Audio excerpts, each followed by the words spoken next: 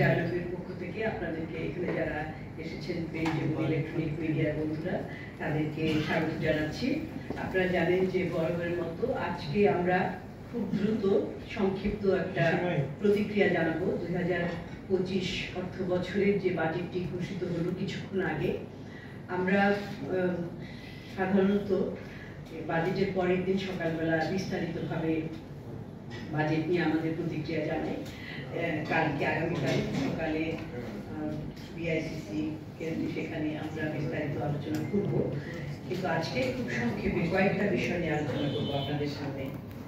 প্রথমেই হচ্ছে যে আমরা তো জানি যে এই বাজেটটি বর্তমানে নির্বাচিত নতুন সরকার এবং নতুন সরকারের নতুন অর্থমন্ত্রী, নতুন অর্থ প্রতিমন্ত্রী তারা তাদের নেতৃত্বে অর্থ মন্ত্রণালয় যে বাজেটটি প্রস্তুত করেছে আমরা তাদেরকে অভিনন্দন জানাই। এবং এই বাজেটটি আসলে আরো গুরুত্বপূর্ণ এই কারণে যে আমাদের যে অষ্টম পঞ্চবার্ষিক পরিকল্পনা সেটিও শেষ বাজেট। এছাড়া গুরুত্বপূর্ণ এই কারণে আপনারা জানেন আমরা বহুবার আলোচনা করেছি যে আমাদের যে বর্তমানে চলমান অর্থনৈতিক সংকট চলছে সেই সংকটগুলো মোকাবেলা করার জন্য বাজেট একটা হাতিয়ার, গুরুত্বপূর্ণ হাতিয়ার। কারণ বাজেটের মাধ্যমে বিভিন্ন অ্যালোকেশন করা হয়, সম্পদের বন্টন করা হয় এবং বিভিন্ন ধরনের আর্থিক পদক্ষেপ, কর আরোপ, কর ছাড়, প্রণোদনা ইত্যাদি কিছু পদক্ষেপের মাধ্যমে আসলে অর্থনীতিকে চাঙ্গা করা এবং অর্থনীতিতে যে গ্রুপ কিংবা যে গোষ্ঠীরা চাপের মধ্যে রয়েছেন তাদেরকে কিছু স্বস্তি দেওয়া, এই উদ্দেশ্য নিয়ে কিন্তু বাজেট প্রণীত হয়ে থাকে। এবং এই বছরে যেহেতু গত 2 বছর থেকে অর্থনীতি প্রচন্ড এক ধরনের চাপের মধ্যে রয়েছে, সামষ্টিক অর্থনীতি স্থিতিশীলতা ভঙ্গুর হয়ে পড়েছে, সেই জন্য সবাই আমরা তাকিয়েছিলাম যে এই অর্থ বছরের বাজেটটি কেমন হয়। আমরা মোটা দাগে 3-4টি পয়েন্টে বলবো সংক্ষিপ্ত আকারে। প্রথমেই যে বিষয়টা সবার মুখে এবং আমাদেরও প্রায়োরিটির মধ্যে, সেটি হচ্ছে যে মূল্যস্ফীতি কমানো এবং সাধারণ মানুষকে স্বস্তি দেওয়া। এই ব্যাপারে এই বাজেট কি করেছে? একটি হচ্ছে যে রাজস্ব পদক্ষেপের মাধ্যমে, অর্থাৎ কর কাঠামোতে কোনো পরিবর্তন এনে সাধারণ মানুষকে কিংবা নিম্ন মধ্যবিত্ত মানুষকে কোনো ধরনের সুযোগ সুবিধা স্বস্তি দেওয়া হয়েছে কিনা।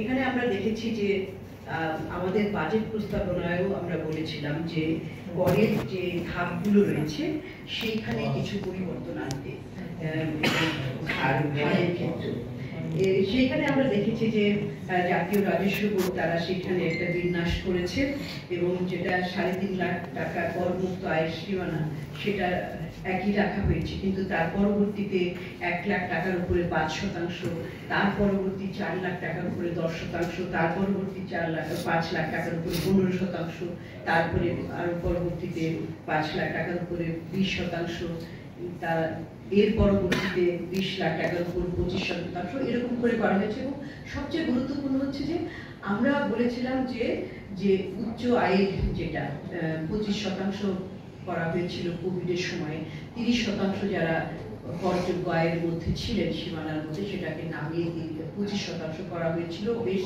4 বছর থেকে সেটা করা হয়েছিল, কিন্তু আমরা মনে করেছি যে এটাকে আবার পুনঃস্থাপন করা, আগের অবস্থায় ফিরে যাওয়ার একটা প্রস্তাবনা ছিল এবং সেটা আমরা এই বাজেটে লক্ষ্য করছি। এবং সেদিক থেকে আমরা এই বাজেটের যে কর ধাপগুলো এবং করের হারের পরিবর্তনটাকে আমরা একটা ইতিবাচক দিক হিসাবে দেখছি। কিন্তু এখানে দুঃখজনকভাবে যে অপ্রদর্শিত কিংবা কালো টাকার উপরে যে 15% কর দিয়েই সেগুলোকে সাদা করা যাবে, সেই যে প্রস্তাবনাটি রাখা হয়েছে সেটি অত্যন্ত দুঃখজনক এবং আমরা বরাবরের মতো বলছি যে এটা নৈতিকভাবে এবং অর্থনৈতিকভাবে কোনোভাবেই সমর্থনযোগ্য নয় এবং সামাজিক ন্যায়ের দৃষ্টি থেকে, সামাজিক বৈষম্য ইত্যাদি দৃষ্টিভঙ্গি থেকে এটা গ্রহণযোগ্য নয় এবং এটা থেকে খুব একটা যে সরকার কর আহরণ করতে পারে সেটিও নয়। তারপরে মূল্যস্ফীতি কমানোর জন্য আমরা দেখেছি যে সরকার বেশ কিছু পণ্যের উপরে বিভিন্ন ধরনের কর ছাড়ের প্রস্তাব করেছে। এটিও একটি ভালো প্রস্তাব, কিন্তু বিষয়টি হচ্ছে যে এটা কিভাবে বাস্তবায়ন হয়।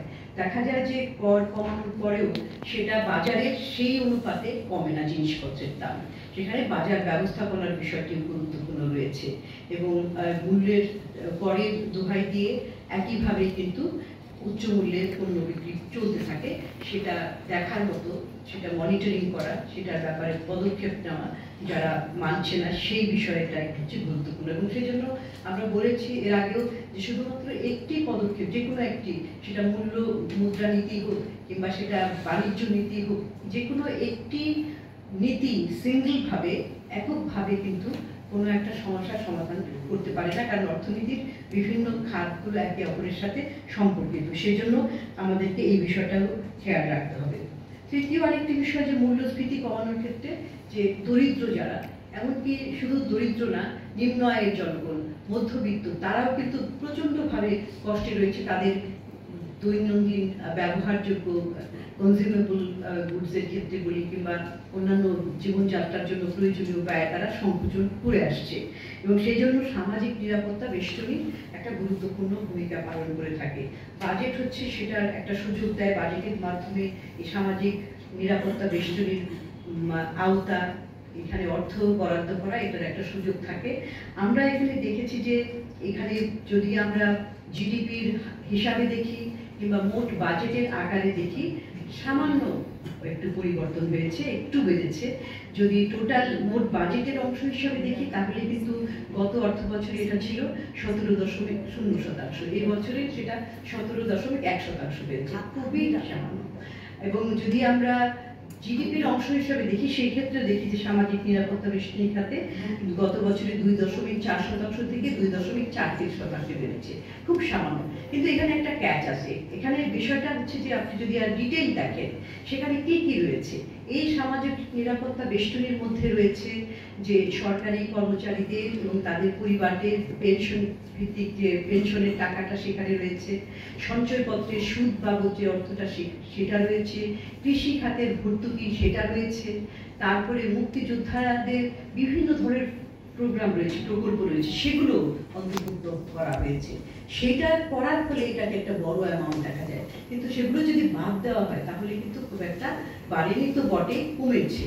এবং আমরা যদি তিনটি বাদ দিই সেখান থেকে, এই সামাজিক নিরাপত্তা বেষ্টনী থেকে, যে পেনশন এবং সেভিং সার্টিফিকেটের যে সুদ সেটা এবং কৃষি ভর্তুকি, তাহলে সামাজিক নিরাপত্তা বেষ্টনীর অংশটা মোট বাজেটের 9.2% নেমে আসে এবং জিডিপির আকারে 1.32%, যেটা কিনা টোটালি দেখা যায় 2.43% জিডিপি, প্রায় অর্ধেক হয়ে যাচ্ছে।